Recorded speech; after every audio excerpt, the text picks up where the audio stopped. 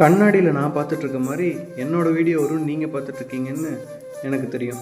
நம்ம 800 எடுத்துகிட்டு வாங்க நண்பர்களே எல்லாம் ஒன்றா போகலாம்னு குயின்ஸ்லேண்டுக்கு வந்துட்டோம்.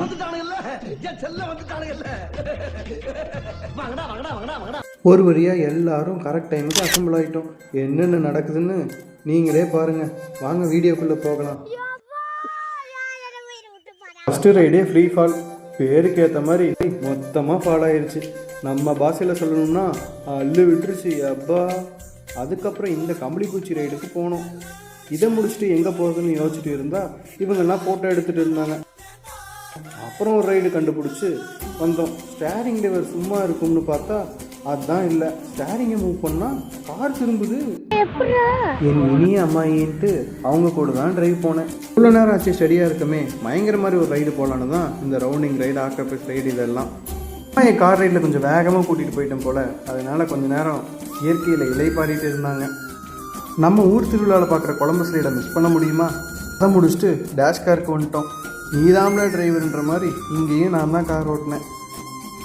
எங்கள் அம்மாவும் அவங்க அம்மாவும் ஜாலியாக கார் ஓட்டிகிட்டு இருந்தாங்க. இந்த பொண்ணு தனியாக நடுவில் சுற்றுறா, நானும் போகிறேன்னு வேகமாக க்யூவில் போய் நின்னாங்க எங்கள் அம்மாயி.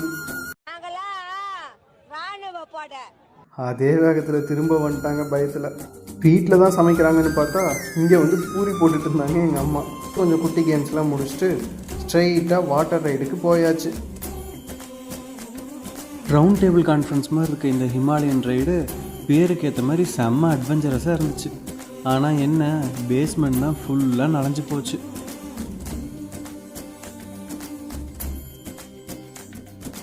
நல்லா இருக்கு, ஆனால் ஃபினிஷிங் சரியில்லைன்ற மாதிரி சங்கு சக்கர மாதிரி ஒரே இடத்துலயே சுத்திக்கிட்டே இருந்தோம். கடைசியா இந்த நயகரா நீர்வீழ்ச்சிக்கு வந்தோம்.